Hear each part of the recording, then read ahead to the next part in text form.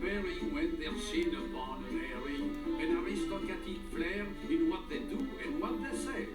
Aristocrats are never found in alleyways or hanging around the garbage cans where common kitties play. Oh no! Which pets are known to never show their clothes? Which pets are prone to hardly any flaws? To which pets do the others tip their hats? Bonsoir. Bonsoir Lily. The aristocrats. Bonjour, bonjour June. Salut Sylvain. Each time I see a little girl of 5 or 6 or 7, I can't resist a joyous urge to smile and say, Bonjour Phyllis. Et Irene. little girl, 4 little girls get bigger every day. Thank heaven. Do you know who we're listening to? Little girl, they Bonjour. in the most delightful way. Those little eyes so helpless and appealing. Hey Google, volume 4. Thank heaven.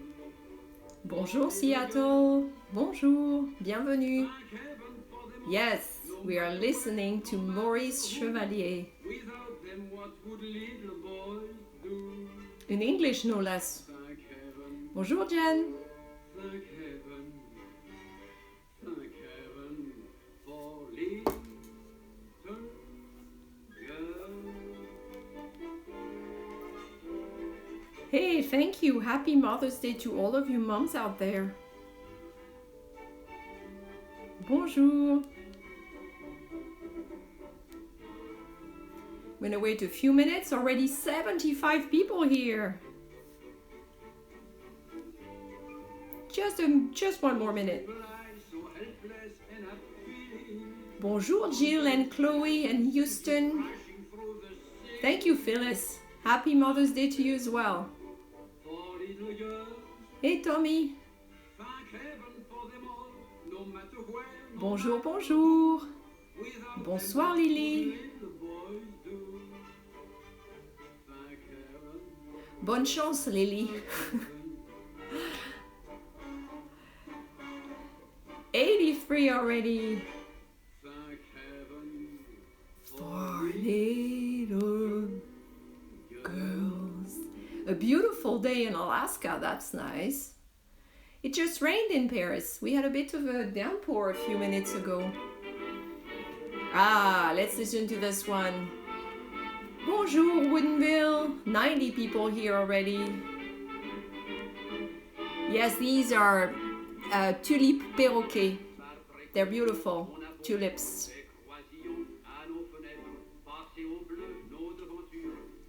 I'm glad I've reconnected you with your love for France. That's a nice compliment. Thank you. That's right, our Mother's Day is later, but I'll take it anyway. I like to be celebrated twice.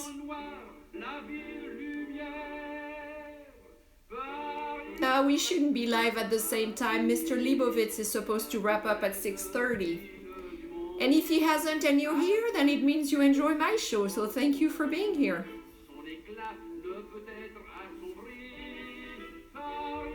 100 viewers. Okay, I think we're ready to go, don't you think?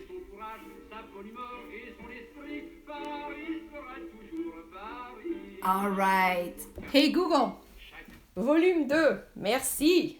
Alors, just showing you, voilà. Bonjour mes amis. Comment allez-vous? Comment vont mes amis? Voilà. Ça va? I'm glad to see you again. This is number 7. Can you believe it? This is Apéro with Véro number 7, which means I've been running this weekly event pretty much every week since the beginning of the confinement. And today's a special day because this is supposed to be our last weekend in confinement. So it's a pretty special celebration for all of us in France. We're not quite sure what's going to happen next. We're hoping good things, And we're happy that we won't need to sign, to fill in a permission slip every time we go out. So that's going to be, I look so French, don't I? Oh la la. Well, wait, I don't have a beret, maybe I should. I do wear these a lot, believe it or not. I was joking with my friend Oliver G last night when we talked online because I said, I'm just trying not to wear too many sailor shirts because they're such a stereotype. But the truth is I have about 10 in my closet and I wear them a lot. So today I thought, why not? I am looking French. I am French, so it works out really well, doesn't it? Well, I'm happy to see you here. Today I have a great program for you. And I hope you agree with that. I like to take you on a little bit of a road trip around Paris or around France. And we do this with a song in case you're joining us for the first time. So we take a song, an iconic French song usually. And this kind of leads me into a little story where I take you by the hand and we go through Paris or through a region in France. And then we go back to the song. We look at the lyrics, we translate them so you understand what they're talking about, some of you who don't speak French.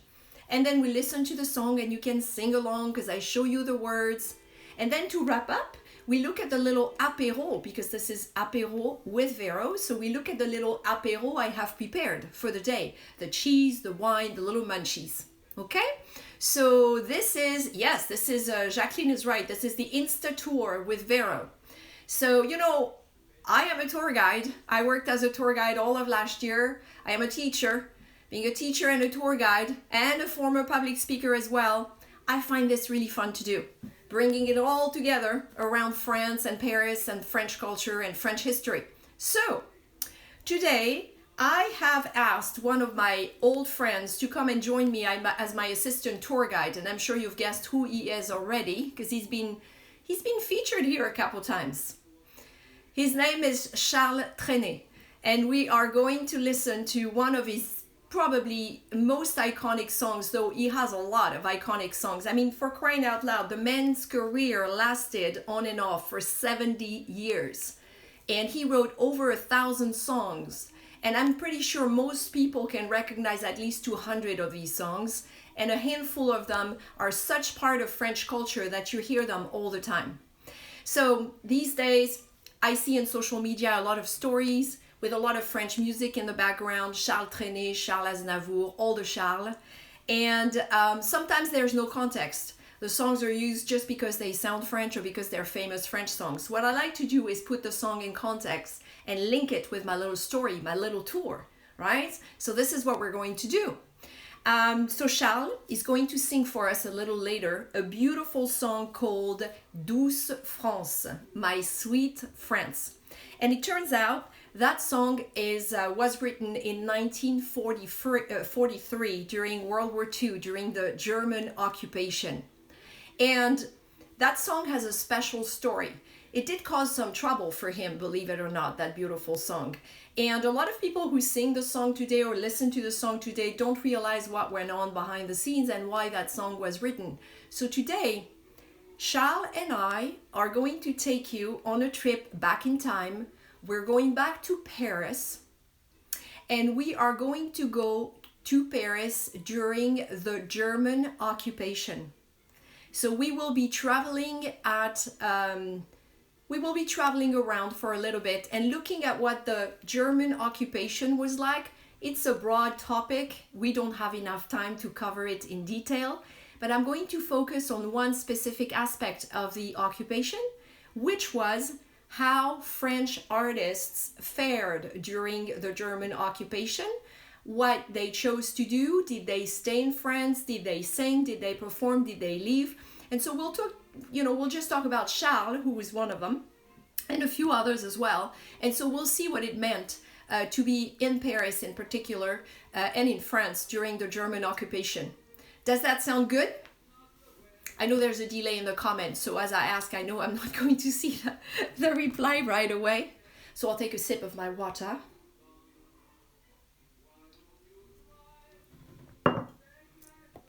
Great, I see thumbs up. You're in with the plan. That's lovely to hear. So let me get this ready, and we shall be on our way. And I'm going to turn off, hey Google, arrête, merci. Yeah, because Maurice was going all out. Maurice Chevalier was one of the French artists who was in Paris and France during the German occupation. So that's why I chose him to open this little party today. There were others, of course, but Maurice was a big one. So let's see. Maybe I need to turn this so you can see what I see. I had a teacher in Atlanta who would always say, help me see what you see, he would say. Dr. Brightman was his name. American Lit teacher. Help me see what you see, Veronique. All right. So hopefully you see what I see. Perfect. Or better than it was, at least. Okay, so how do you even start with a topic like that, the German occupation?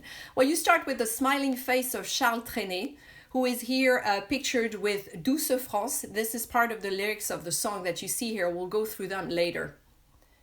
And I am going to talk to you about what happened right before the occupation really quickly. You have all heard about the phony war. The phony war was that that period in time after Hitler invaded Poland when France and England declared war on Germany. So that was in the fall of 1939. And pretty much until the spring of 1940, nothing much happened. So they called it a phony war. It was not really a phony war, but there was a battle eventually, and it was called the Battle of France. And it roughly went on, bonjour, I see the bonjour. The Battle of France roughly went on between May 10th and June 25th, 1940. We're looking at 45 days and 45 nights. That was a very short period of time, but that was enough for Adolf Hitler and his army to blitz through all of Northern Europe, the Netherlands, Belgium, Luxembourg, and France. France was supposed to have the most powerful army in Europe. It's a long story to see why France didn't beat Hitler there with the help of their allies, and we won't go into that now. But just know that there was a lot of fighting. And as the rumors were coming that the Germans were arriving, you could see whole towns and cities destroyed by bombings in northern France. Northern France was at the heart of it. This is the city of Valenciennes in northern France, completely destroyed by bombings, with French soldiers in the foreground. And here you see some French soldiers fighting in one of these cities in northern France. Meanwhile, there was panic. There was total panic in Paris and all of France because people knew the Germans were coming. This time in French history is known as l'Exode, capital E, the Exodus. Imagine more than 6 million people, adults, children, seniors, fleeing their homes with whatever they could bring with them and taking to French roads to seek shelter somewhere, in Western France, in Southern France, wherever they could go. You see them here on the roads. Occasionally you would have, yes, it is a very sad photo. Occasionally you would have German planes flying over and gunning them down. So it was never a safe trip, as if it wasn't hard enough. Look at this picture. You see this man pulling this cart with all of his belongings, with his family helping behind. And these people walked and walked for days. And they were being gunned down. So that left a big trauma in French society. Even today, if you say l'Exode, the Exodus, people know exactly what that refers to. At the same time, on the front in northern France, the Battle of France was raging. The French, the Belgians, the British, of course, were fighting Hitler. But eventually, they surrendered. They just couldn't do it. They couldn't stand up to Hitler. And these guys are French prisoners. You have to know something because nobody talks much about it. Everybody has the impression French just surrendered and that was that. In those 45 days I mentioned, 90,000, hey Claudine, 90,000 French soldiers died. France had the heaviest casualties during the Battle of France. 90,000 men died, so yes, they did fight. But nobody could say no to Hitler, I guess, at that point. And 1.8 million of these soldiers were captured. Almost 2 million. That was 2/3 of the French infantry captured. And they were sent immediately to Germany, to camps first, and then to Germany, where they became, they had to perform forced labor on farms, factories, in mines, because the soldiers were fighting for Germany on the front, and Hitler needed backup in his country. So we'll talk about that later. But the first goal for the Germans was to ensure that the French wouldn't fight back, because if they held 2 million of their soldiers or 2/3 of their infantry, then they knew they were pretty safe, keeping an eye on those guys in Germany. And the other thing they did is they expected France to pay a very heavy tribute to Germany because of this defeat, and the tribute was paid in gold, in food and supplies, and throughout the war, France continued paying that tribute. Oops, Mr. iPad, you need to stay awake. They lived over there in Germany among the population, and sometimes there were happy stories of friendships, sometimes there were not very happy stories, and some of these men, of course, tried to escape to be reunited with their families, and it didn't always go well when they did. But they basically signed up for 5 years, or didn't sign up, but were taken for 5 years of hardship. So remember, this started on May 10th, and here they are. You can see on their faces, they're looking really grim and worried because they have no idea what's going to happen to them. By June 14th, the Germans enter Paris, and the first thing they do is parade down the Champs-Élysées. It's a symbolic thing to do.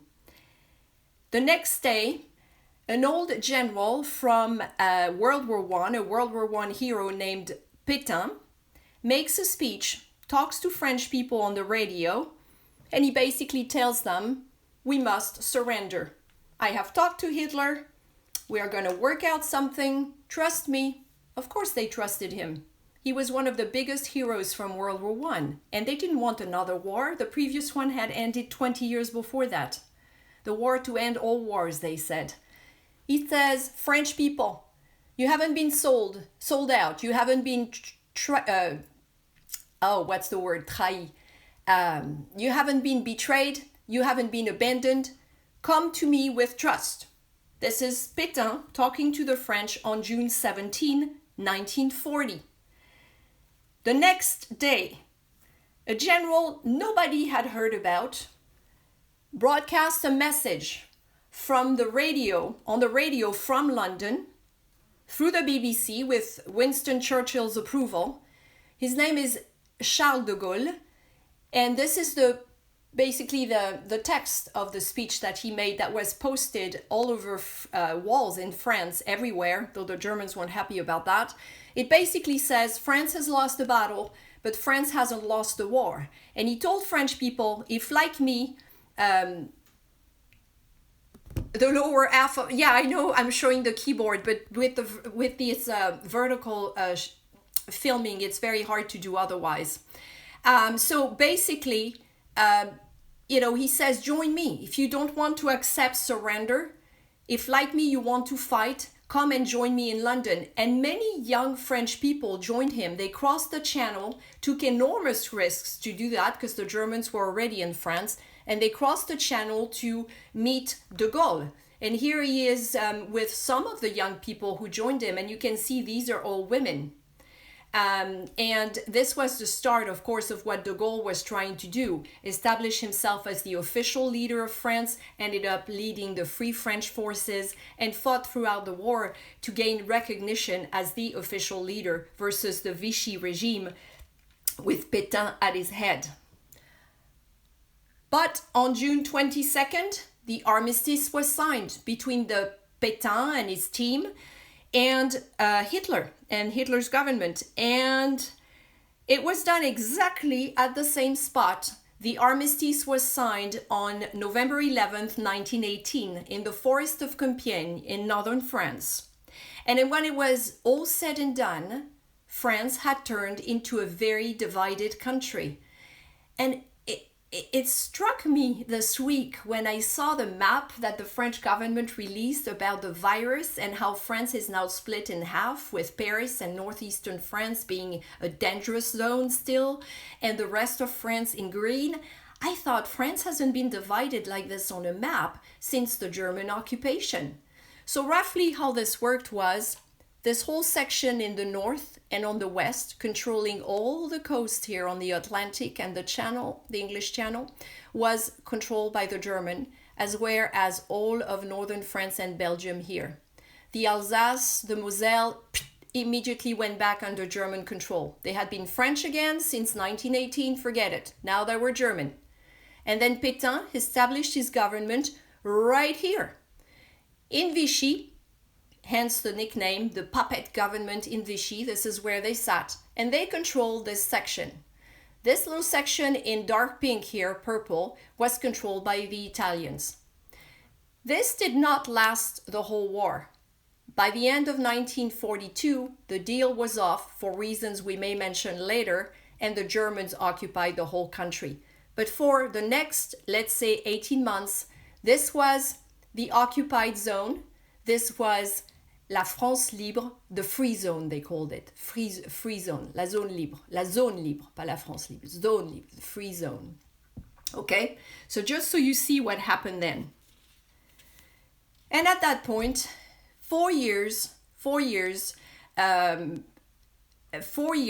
see somebody confused where to watch this. Well, you've watched this live here on Instagram since the start, but I have shared the replays on YouTube and Facebook when I could get them. That would be the answer to your question. Thank you for being here for the live, in case I can't capture the replay. The occupation begins for 4 long years. And for the French, I'm going to show you pictures. You might have seen some of them. This is what it meant to the French, the occupation, the Parisians in particular. So, you know, you recognize the landmarks. They were already there, but then you had the soldiers everywhere. And all those signs in German. You know what this was?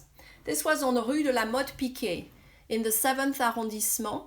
And this was a place where the soldiers or the officers who worked for the Kommandantur, the main place in Paris, could come and relax. It was their little cafe for after work activities. You see them sitting in terrace, and it's all written in German, of course.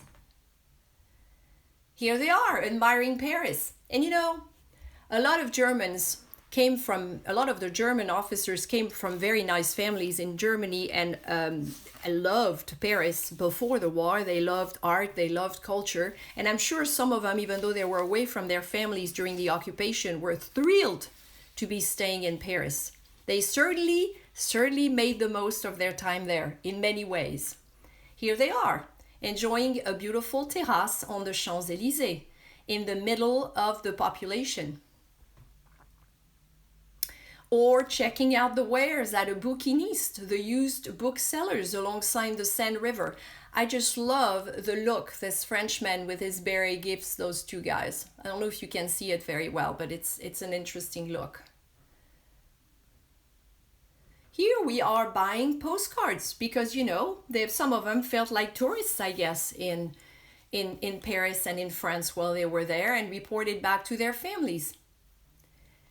For the French, of course, it was a little bit different. The population of Paris, the vast majority of the population of Paris, had to survive during the occupation. There were curfews. You couldn't get power when you needed the most. You couldn't heat your apartment.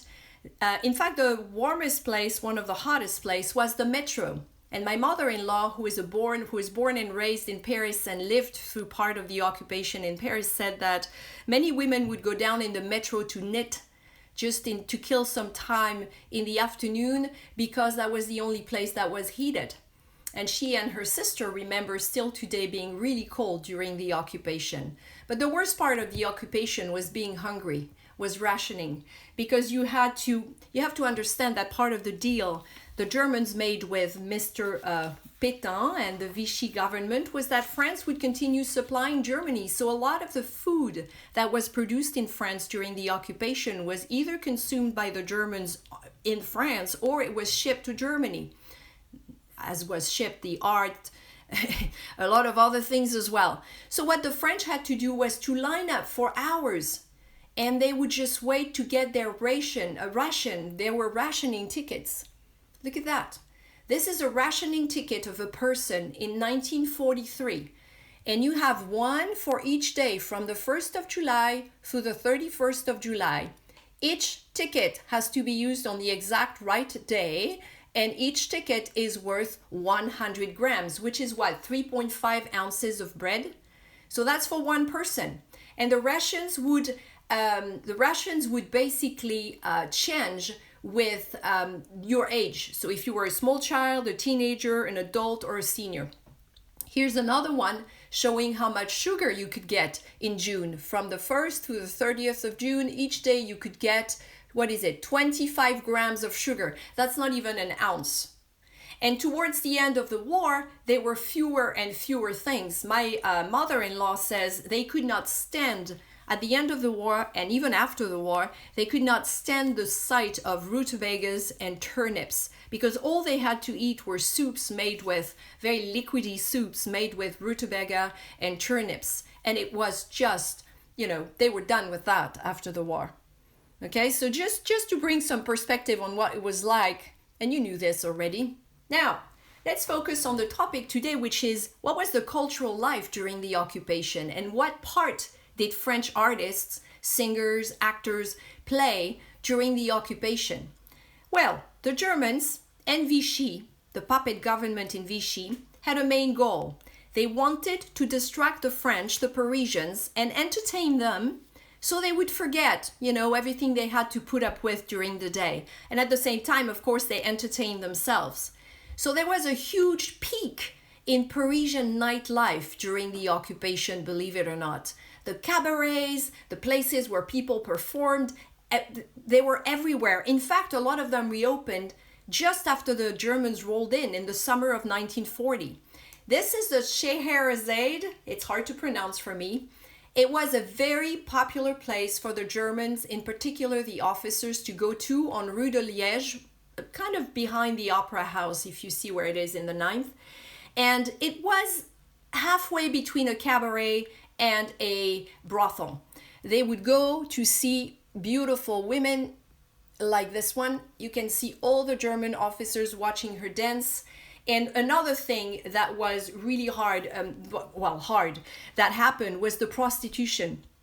A lot of the brothels were reserved for German soldiers and officers. There were very strict hygiene rules. They did not want their soldiers to be sick, because if they needed them on the front, they didn't want the soldiers sick. So the women had to be screened by doctors all the time. And some of these brothels shared. They had customers that were French, customers who were German. But let's just say they had a great time during the occupation. In 1940, all the big casinos in Paris and the nightclubs, the discos reopened. The Casino de Paris, the Folies Bergère, the Lido, and even the Opera House. The Opéra Garnier, the beautiful Opéra Garnier, reopened in the summer of 1940.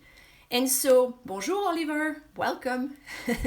And so, they had to continue performing with the Germans. In fact, here you can see 3 German officers sitting in the middle of the French, I'm assuming the French crowd here.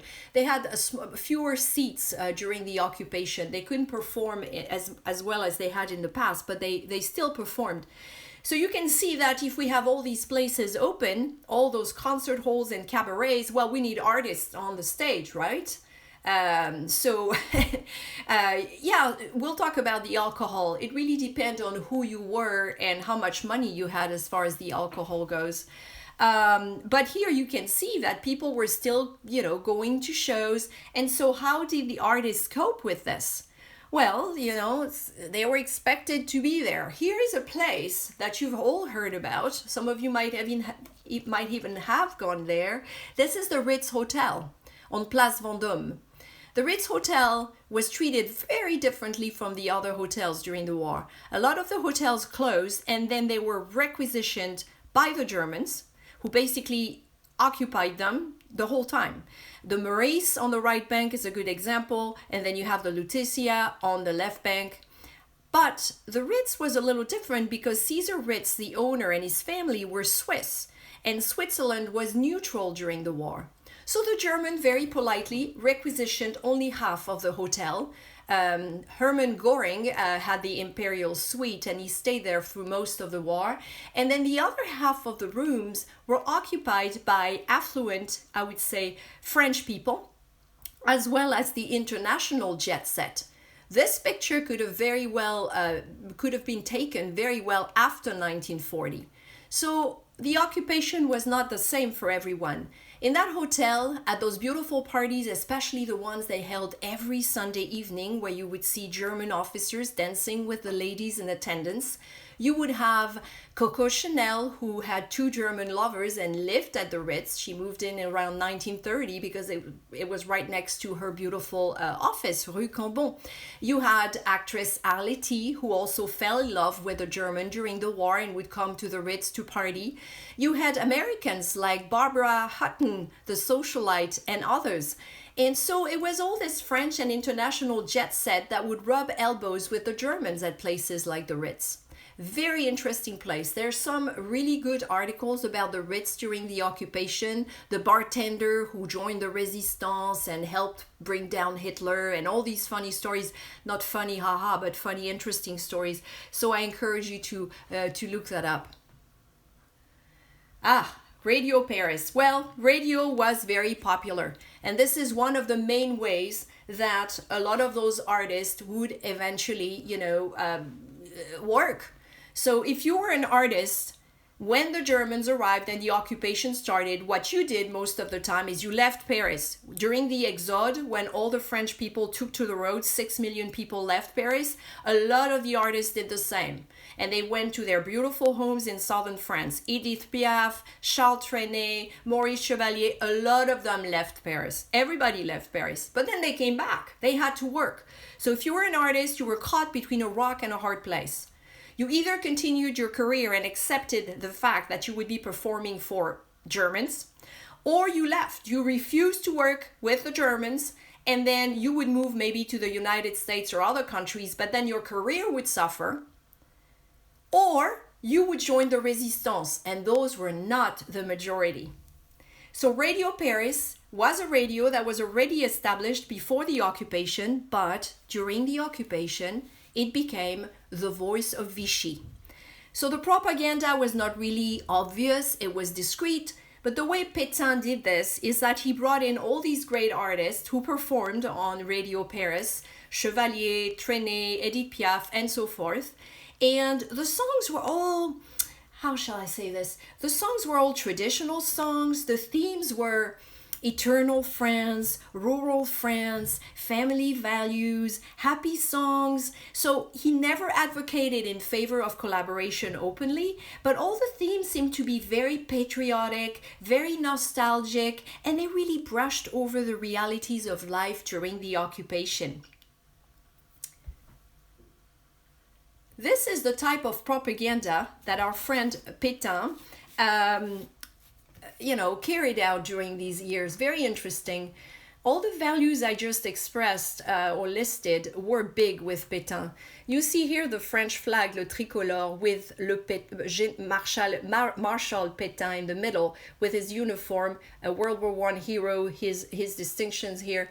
And then you have the 3 tenets of his regime: travail, hard work; famille, family; and patrie, the homeland, the fatherland. And then down here, even if you can't see very well, you have, you see, this is rural France. You see the cows, you see the farmer, you see the dog, you see the beautiful village in the background. At the heart of the picture is family, the mother, her children. She holds the family together. And then on the right-hand side, you see the hard-working person here. You see the Eiffel Tower in the background, and you see the factories. So this is the idealized version of France that Pétain was pushing on French people under his regime.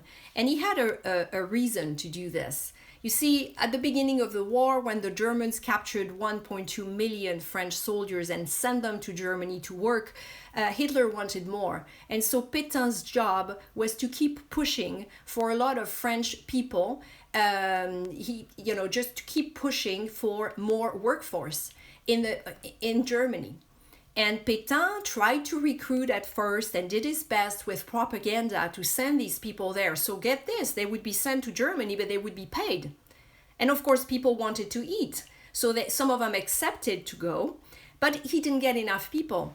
And there was a big turn in the war at the end of 1942 when the Allied forces invaded North Africa. A lot of the deals were off at that point.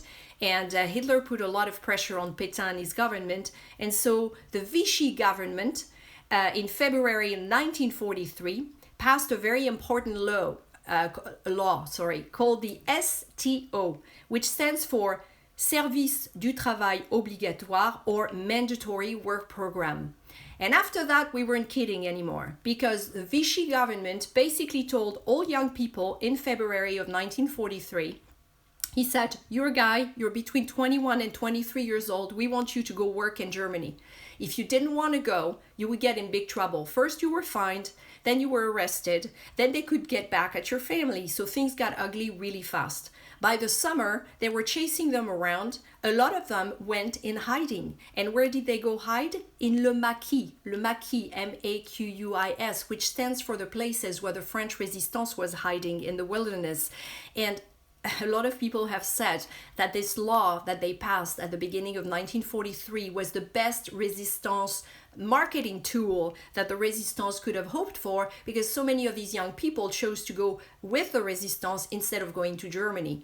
But by the summer, it was men between 16 and 60 who had to go to Germany, and it was women without children between the ages of 18 through 45. So let's look at how he got the message across with the propaganda. This strong-looking man, he's a Frenchman working hard. You see the Eiffel Tower in the back? And it says, by working in Germany, you will be the ambassador of French quality. And this beautiful poster here, we see a mother and her happy child. They are relieved, in fact. They say, this is the end of our challenging days. This is the end of the bad times. Daddy is making money in Germany. And look how happy Daddy is to be in Germany making money. And so they were trying to convince the French to go work in Germany. And so they went, a lot of them, during the war years. They got on the trains and went off to Germany. And this is how, the reason it's related to artists is because at that point, the Germans and the Vichy regime asked French artists, especially big ones like Trénet, Maurice Chevalier, Edith Piaf, people love these guys. And so they said, well, you're going to go to Germany, you're going to be ambassadors of France in Germany, and you're going to perform for the French prisoners of war, you're going to perform for all these French people who are working in Germany, and by doing this, you're going to make it look, well, they didn't actually tell them that, but that was the plan, you're going to make it look okay, this economic, cultural collaboration between France and Germany is fine. You know, when they see you performing there, they will understand. We're friends, you know, it's all good. And so the artists didn't all react the same way, to be fair. Some of them did, but not all of them did. So I have chosen this guy, Maurice Chevalier. We heard him at the beginning of the Apéro. We talked about him. And Maurice Chevalier went there. And Maurice actually went several times and performed in Germany. And afterwards, when he got in trouble after the war, he said, well, I did obtain the liberation of several soldiers when I did it. Nobody was really convinced. He actually got in hot waters after the war for being a collaborator. But he had a Jewish girlfriend, and that helped a lot. She helped him get out of trouble. This is Edith Piaf, who had very interesting behavior during the war. She either performed while mocking the Germans at times, and then other times she would go to Germany with other French artists and pose like a tourist and said she was looking like she had a really good time. So here is Maurice Chevalier with the POWs in Germany, looking really happy to see them and singing for them. Here is Edith Piaf with another French artist. You see her right here. She was pretty young still. And this is Berlin with that touristy landmark. So they're posing like tourists in Germany, you know. Our friend Maurice, our friend Charles Trénet is an interesting case. I'll talk about him in a minute. Now, I did say at the beginning that not all French artists collaborated. Not all French artists ran away to the United States. Some of them actually stayed and fought and did everything they could to help the cause of Free French Forces. This is Josephine Baker, performing for French doctors and nurses in France. She never sang for the Germans. And she, we told the story a few weeks ago, so if you were with me, you've heard the story. Josephine took immense risks during the war. She visited London, talked to General de Gaulle, and after that, basically became an underground courier for the French resistance and joined the Free French Forces before the end of the war. And she was awarded many distinctions, which she wore proudly until the end of her life. This is Josephine during the Great March on Washington, D.C., when she joined forces with Dr. Martin Luther King in 1963. Josephine showed up at that event that many years after World War II, wearing a Free French uniform and all the distinctions she had received from the French government. She was amazing. So not everybody did what Josephine did, but she did. Charles Trénet, our friend, and we're going to wrap up our little story here, had some trouble. He did sing in Paris at the, I think it was at the Casino de Paris. He was signed up for 4 shows at the beginning of the war in 1943. He wrote Douce France, the song we're going to talk about, and sang it on stage, but he spotted Germans in the room and then refused to do the next three shows. Eventually, they asked him, like the others, to go to Germany to sing for the POWs and the workers who were there. He agreed to go once, but then he didn't finish and didn't want to do the last 3 shows. So Trénet clearly was not comfortable with filling that part. They still gave him a lot of trouble after the war, which is the reason he spent so many years touring to the US, Canada, and around the world for years after the war, because it left kind of a bitter taste in his mouth. But he explained why he had written Douce France, and he said it was a nostalgic song about his childhood, a song to cheer up the prisoners of war, to cheer up those men who were in Germany. And in a way, even though it looked pretty innocent, the lyrics were pretty innocent, it was a song about resisting, because it was a song about eternal France, the way it will be again once the Germans are gone. So Charles did his best. Many people got in trouble at the end of the war, most particularly people suspecting of collaboration, and women in particular, women especially. You see here 2 young ladies flirting with Germans outside the Moulin Rouge. It has to be said that a lot of these women, a lot of them actually fell in love with the German soldiers or officers they slept with. Others did it because they didn't have a choice, and others did it because they were hungry, and they did it for milk, and they did it for, rationing tickets. They did it for food. But by the end of the war, once the Germans got kicked out, in what I would say is probably one of the most shameful pages of French history during World War II, members of the French resistance took a big revenge on all these women who had slept with the enemy. People like Coco Chanel, who had done this, or Arletty, they were celebrities and they were wealthy and they could run away and they did okay. But the women, everyday women, the neighbors, people in your neighborhood, these women were not treated very well, and that is certainly not all right. So I am wrapping up the story with the purge committees that the French resistance set up at the end of the war to kind of take a revenge on all the people who had collaborated. I will let you decide if you think those French artists did indeed collaborate or if they did their best to survive. The stories are very interesting and you can find details online. As far as Charles Trénet goes, though, he did not collaborate. He's since then been exonerated from, all the rumors that he suffered, and I'm glad, because I like Charles Trénet and I think he was one of the good guys, and it must have been very challenging to be an artist and to live through those times. Okay, so I'm going to stop this presentation now. It took me a little longer than I thought. I'm running out of time. So what did you think? Did you enjoy it? So there's a lot more to be said about this. If you want to survey, to learn about the French artists during the occupation, you can actually go online. There are articles written also in the American press, so you can certainly look for those stories. You can find those stories out there. It's very easy to find them if you want more details. Yeah, the Riviera at War, I heard of that. That's supposed to be a really good book. Okay, so my friends, are you ready to listen to Charles Trénet? Because, you know, he's the one who inspired this whole presentation. I found the idea just after I listened to Douce France. Oh, Charles started too fast.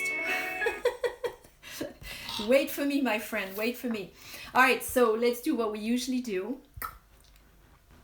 Ta-da! Voilà Charles. All right, Douce France. So remember what I told you about the song. Remember that it looks pretty innocent and nostalgic, but there was a message behind it that he was trying to get across, whether people understood or not. It was written in 1943 during the occupation, and he was not the first one to record it. He gave it to one of his protégés, a young singer who actually recorded it first. Trénet recorded it in 1947 and it became a huge hit. So the song is Douce France, Sweet France, and it says, Il revient à ma mémoire des souvenirs familiers. Familiar memories come back to me. Je revois ma blouse noire lorsque j'étais écolier. I recall my black smock when I was a schoolboy. Sur le chemin de l'école, je chantais à pleine voix. On the way to school, I sang out loud. Des romances sans paroles, vieilles chansons d'autrefois. Wordless ballads, old songs from the past. And then the chorus is, Douce France, cher pays de mon enfance, my sweet France, dear land of my childhood. And then it says, bercé de tendre insouciance, je t'ai gardé dans mon cœur. Carefree and tender, I have kept you in my heart. Mon village, au clocher, aux maisons sages, my village, with its bell tower and lined up houses, où les enfants de mon âge ont partagé mon bonheur, where children my age shared my happiness. And then I get lost here.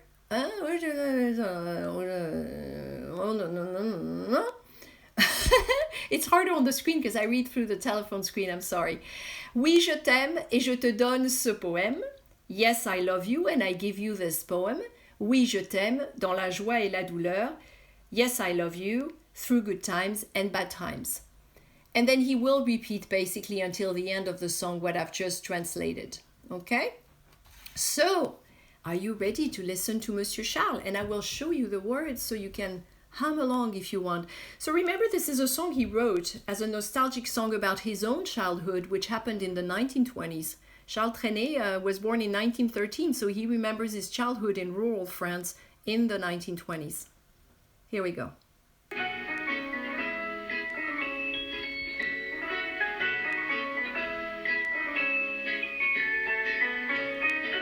Oops. Il revient à ma mémoire des souvenirs familiers. Je revois ma blouse noire lorsque j'étais écolier. Sur le chemin de l'école, je chantais à pleine voix des romances sans paroles, vieilles chansons d'autrefois. Douce France, cher pays de mon enfance, bercé de tendre insouciance, je t'ai gardé dans mon cœur. Mon village, au clocher, aux maisons sages, où les enfants de mon âge ont partagé mon bonheur. Oui, je t'aime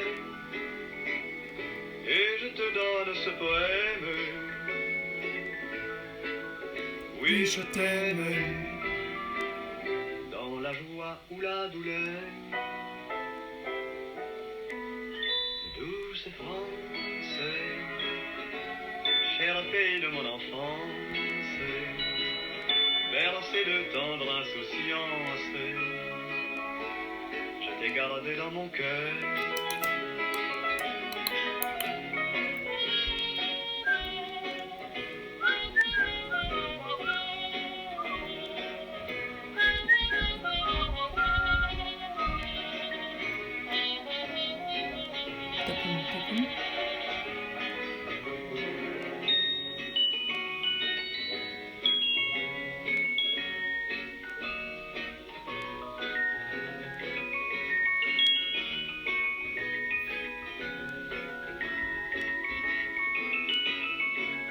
Oui, je t'aime,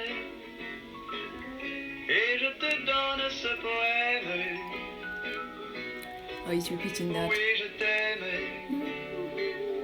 dans la joie ou la douleur.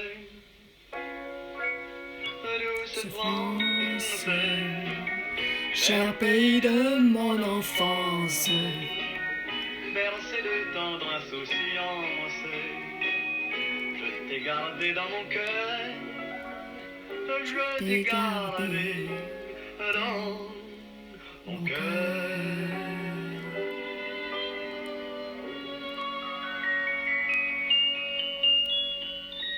Merci, mon cher Charles. Merci, merci. So what did we think? This was Monsieur Trénet, le grand Charles Trénet. Douce France. You liked it?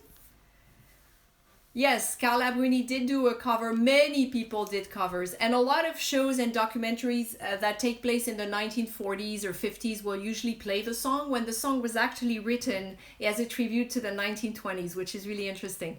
So imagine the prisoners of war in Germany. Imagine those people who had gone there to work, listening to that song, hearing about this idealized version, beautiful nostalgic song.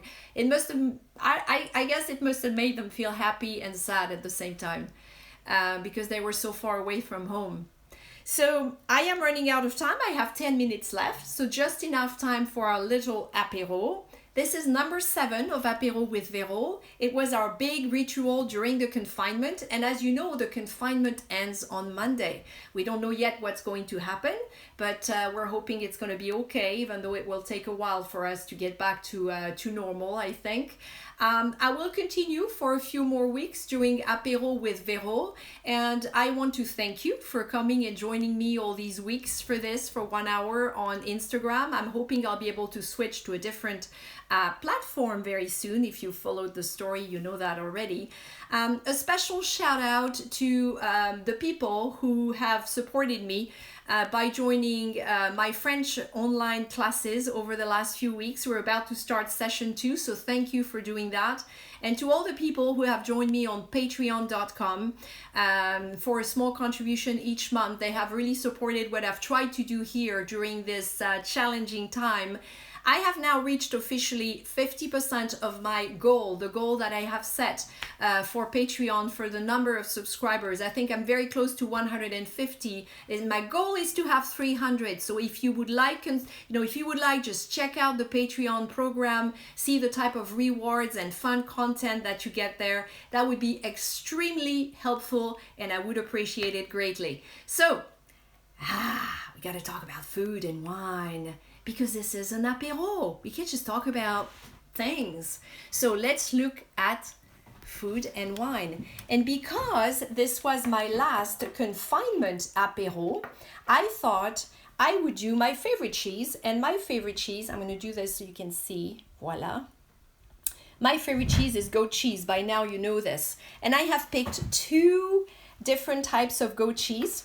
And the first one is Celle sur Cher, which comes from the Loire Valley. So if I show you my usual little map, so it's in this area. And the second one I love, it's called un Tricorne. And you know tricorn hats in the 18th century? Those funny looking little hats? Well, that cheese is supposed to be shaped just like it. So it's another type of goat cheese. And then I have my toast, which is country style bread. And I have a spread made with dried tomatoes in olive oil with some garlic and some lemon, if I recall right. So this will be my little apéro today. And for the wine, I wanted to pair with a wine from the Loire Valley. So I have chosen this vin de Touraine. It's a light fruity red wine. It's a Gamay. This is a grape you will usually find in the Beaujolais, but it's also used in other regions, including the Loire. So this is going to be a really nice little wine to go with this fabulous Chèvre or goat cheese. See, it's a nice color. And so let me switch back because I want to say goodbye properly to you with my apéro and say bon weekend. Happy Mother's Day to all the moms out there in the US. You know, in France, we celebrate it a little later, but I'll get celebrated twice. So that's kind of nice. Bonne fête des mamans. Happy Mother's Day to all of you who are moms. And thank you to all of you who have joined me over the last few weeks. I've had a lot of fun researching all these topics for you and linking them with French songs.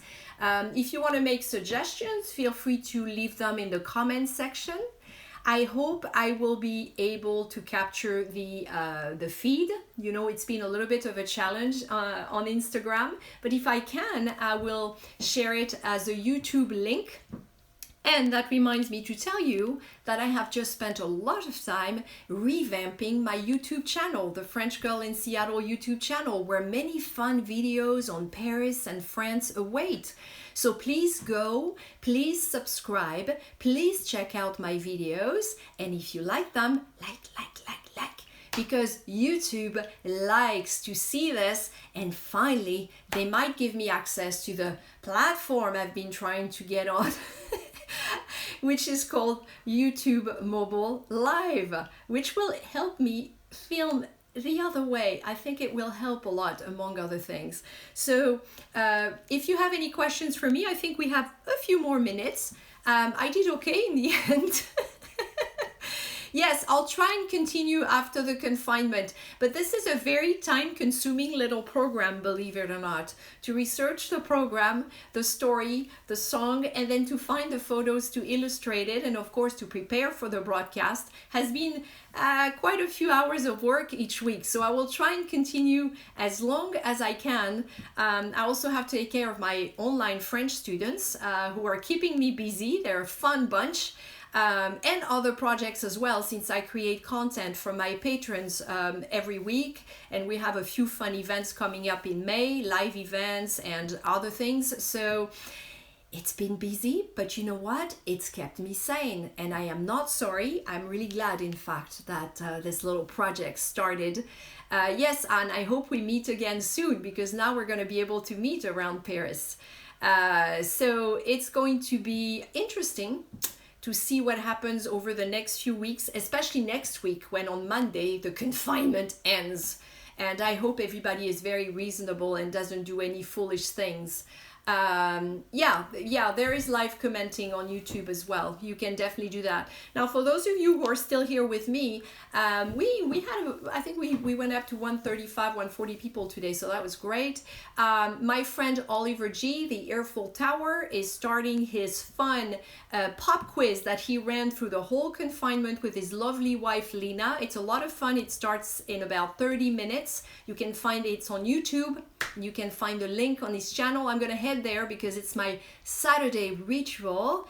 After I talk to you lovely people, I take my cheese and my wine, I pop my iPad open, and I let Lena and Oliver and their guests entertain me for the next hour and a half, and it's a lot of fun. So if you want to learn more about Paris and France, you should definitely go if you haven't tried them yet. I'm not sure if you'll continue doing it after the confinement, so you should try and catch it while you can, okay?